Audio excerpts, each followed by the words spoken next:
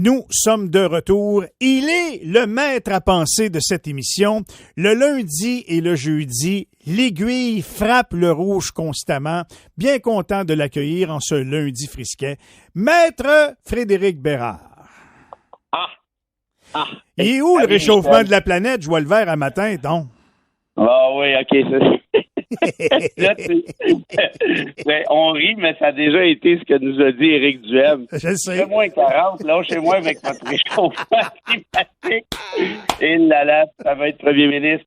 Alors, pour les Éric de Duhem de ce monde, ma réponse sera celle-ci. Un, il ne faut pas confondre météo avec réchauffement climatique. Et de deux, le réchauffement climatique, ce que ça implique, c'est qu'il va faire de plus en plus chaud et de plus en plus froid. Ouais.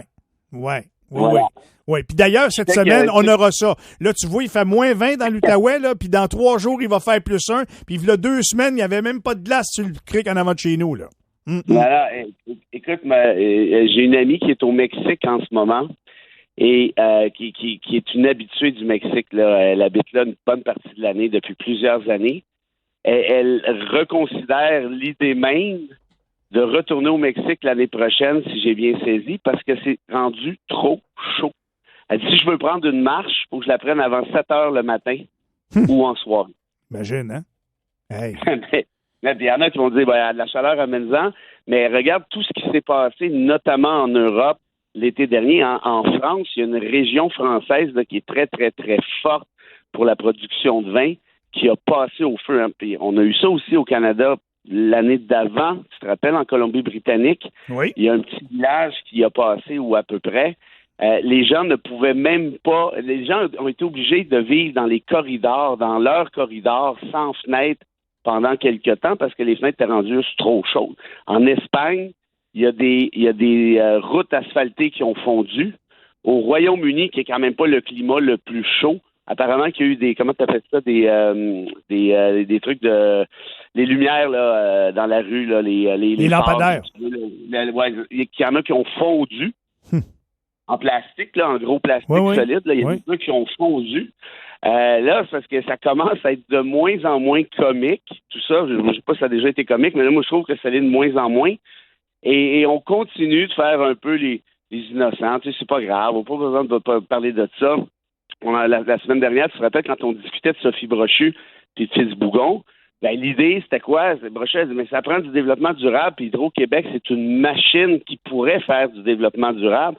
On va pas se remettre à construire des barrages pour vendre notre hydroélectricité des pinottes à X, Y et Z. Et la vision du gouvernement caquiste, celle de Fitz Bougon notamment, c'est de dire non, on construit, on développe, et on joue au Monopoly, puis on verra après. Donc, tout ça pour te dire quoi? Pour te dire que cette dynamique-là, on s'en va tout droit dans le mur. Ça fait plusieurs fois qu'on en parle, c'est plusieurs fois que je le dis. Il y en a qui ont des doutes. Allez voir les rapports du GIEC. G-E-I-C. Ce sont des rapports indépendants de chercheurs indépendants variés un peu partout sur la planète, qui viennent de toutes sortes de spécialisations, qui vous disent systématiquement la même chose depuis plusieurs années. Mais il y a quelques documentaires très, très, très alarmants, Fred, que j'ai vus, là, notamment sur les glaciers là, dans l'Arctique. Là, ils ont été pris là pendant un bout de temps. Ils ont brisé la glace, se sont rendus là, ils ont fait des études, puis ils ont trouvé des bactéries dans l'eau.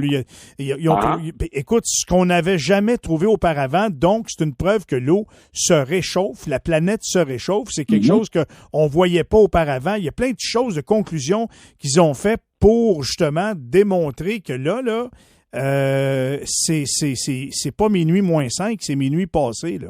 Ah ben oui, malheureusement, c'est minuit passé. Puis ceux qui ont capoté avec la pandémie, là, puis il y en a beaucoup, là, ben préparez-vous parce que vous allez capoter encore. Parce que du fait justement que les glaciers fondent, libèrent ces bactéries-là, c'est des virus également, qui vont se propager par la force des choses. Et là, je ne veux pas être annonciateur de mauvaises nouvelles à court terme, mais tôt ou tard, donc moyen-long terme, ça peut pas bien finir. Il y a des trucs là-dedans qui sont emprisonnés depuis des milliers d'années, là, et là, qui vont circuler à l'air libre. L'autre, des rapports du GIEC qui sont repris par la revue Science et autres d'ailleurs, te disent qu'on approche 5 points de bascule, dont 2 au Canada. C'est-à-dire que nous, au Canada, on va aussi recevoir une claque. Un point de bascule, c'est quoi? Ben, une fois que tu as basculé en théorie, tu ne reviens plus. Donc, on est dans une dynamique comme celle-là, où une fois par année, on a une COP X, une COP Y. On a eu ici à Montréal sur la diversité, puis Stephen Guilbeault était tout content de nous dire là, qu'il y avait un accord historique pour la diversité, puis on va sauver la diversité, puis tati, puis tata. OK, c'est bien le fun, Stephen, mais t'étais où, toi, à la rencontre d'avant, là, quelques semaines auparavant? T'étais où, en Égypte, quand on s'est dit, hey, il faut limiter les émissions de gaz à effet de serre? Ouais. T'étais où, Steven? Ah, ben, le Canada, c'est un État pétrolier, parce que oui, que le Canada est un État pétrolier, là. On va se dire les vraies choses. Ben, Steven, il était nulle part. Steven, il faisait le beau, là, devant les caméras, mais Steven a voté contre une résolution qui aurait forcé la diminution des émissions de gaz à effet de serre au Canada. Mais pour la diversité, il se pavane. Ben, la diversité, là, c'est le nombre de fleurs différents. C'est le fun. J'adore ça. Les arbres, les ci, les ça. On est tous d'accord avec ça. Mais une fois que la planète va être à la flotte ou va cramer, ta marguerite, là, il n'y en aura plus de marguerite. Quand ton père est en train de me parler de devanture de la maison, regarde, on va mettre du bleu, on va mettre du jaune, regardons ça va être cute avec des petits rideaux. Puis les fondations sont en train de s'écrouler. Pourquoi? Parce que tu les as regardées s'écrouler. Ça, c'est le même gouvernement, Michel, qui a accepté, rappelle-toi, le projet Baie du Nord à Terre-Neuve. Quelques jours après, le nouveau rapport du GIEC qui dit « Arrêtez de niaiser, là. » Mais lui, là, M. Guilbeault, là, c'était pas avant un ancien militant pro-environnement, ça? Je comprends plus, là. Tu sais, il y a des gens comme ça dans la vie qui font des shows à 20 ans, puis qui en profitent, puis qui capitalisent sur leur notoriété. Ben, malheureusement, Stephen Guilbeault en fait partie. Je suis désolé, là, mais tout ce que ce gars-là a fait depuis qu'il est ministre ou à peu près, là, c'est une vidéo YouTube pour dire, regardez, moi, là, quand je vais manger là, au bureau, j'amène ma petite fourchette en métal, ma petite cuillère en métal, puis mon petit couteau en métal. Puis quand j'ai fini, j'ai lave, puis j'ai mis dans mon petit sac. J'en revenais pas. Attends une minute. Le ministre de l'Environnement vient d'approuver Baie du Nord contre l'avis unanime, et j'insiste, unanime. Non seulement des écologistes, ça va de soi, mais des scientifiques. Là, c'est le monde. Il faut que je lave ma petite cuillère. C'est le monde à l'envers. Guilbeault qui fait ça, puis de l'autre bord, je suis en train de lire en fin de semaine, corrige-moi si j'ai tort, à la COP 28, c'est un géant pétrolier qui va accueillir la planète pour parler d'environnement? Écoute, j'arrivais. C'était long un peu mon préambule, mais j'arrivais. Oui. Puis parce que pourquoi j'ai fait un long préambule, Michel? Parce que je serais pas capable de t'en dire plus que ce que tu viens de dire là. S'il y en a qui doutaient encore du sérieux, de la crédibilité et ou de l'efficacité des COP, ben dites-vous que la prochaine va être présidée par un PDG d'une pétrolière issue des Émirats arabes. Je peux pas croire qu'on est rendu là. Merci. Puis bonsoir. Et Guilbeault a dit, ben on va collaborer. Tu vas collaborer. Attends, il est président et chef de la direction d'une des plus grandes pétrolières des Émirats arabes unis, qui est un État encore plus pétrolier que le Canada, qui cochonne la planète à temps plein. Tu vas collaborer avec lui, mais sur quoi? Tu sais ça, moi, cette nomination-là, Michel, là, c'est pas compliqué, là. C'est le congrès de poulet là, qui met à sa tête le colonel Sanders. Mais je me suis mis sur... je me suis dit... Non, mais on va mettre le colonel Sanders que ça, il a la fin. Mais non, mais tu sais, il nous court après, puis mais il dit qu'il a changé. Là, ça doit être vrai. Mais c'est ça que je me suis dit dans l'histoire. Il faut que le gars du pétrole il ait envie de faire quelque chose pour l'environnement pour être le président. Voyons donc. Ça marche pas. Ben, c'est sûr que oui, ça c'est notre côté, comment je te dirais, peut-être un peu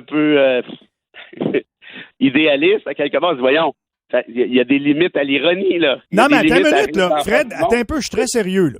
Ça, c'est peut-être l'ouverture qu'on a besoin, c'est peut-être le coup de poing qu'on a besoin. Parce que s'il y en a un géant pétrolier qui décide pour le vrai de vendre. De quoi? Ben, je sais pas comment il va s'y prendre, là, mais. Oui, ben, c'est plus ça qui m'inquiète. Parce que moi, tout ce que je vois, là, c'est qu'il servir d'abord, s'en va à son conseil d'administration, convoque les actionnaires par Zoom, puis il dit, écoutez, j'ai pensé à ça, là, puis Ce qu'on est en train de faire, là, c'est de faire cramer la planète. Alors, on va mettre la clé dans la porte de l'entreprise, tout le monde dehors, puis vos dividendes, ben oubliez ça. Bon, je suis peut-être un peu démagogue, c'est bon. Oui, non, je comprends ton point. Là. Je ne vois pas tant d'autres solutions que ça, parce que si ce gars-là, il tripe si fort que ça sur l'environnement, ben, tu peux le prouver. Tu es déjà PDG de ta shop. Par exemple, tu pourrais, c'est pas moi, t'assurer qu'il y a de la recherche et innovation pour que le pétrole en question soit de moins en moins. Mais ils en font plein des recherches et innovations, Fred. Voyons donc. Ça fait longtemps qu'ils ont des budgets pour ça. Arrête, là. Rentre-toi pas la tête dans le sable jusqu'à la taille, là. Voyons, Fred, come on. Et c'est quand la dernière fois que tu as vu une évolution là-dessus, toi? Ben, moi, le gaz que sur le coin de chez nous, il est écologique, je suis sûr. Ah oui, mais ça, c'est drôle. Parce que tu as bu le Kool-Aid, ou pour dire le gaz de Steven Guilbeault.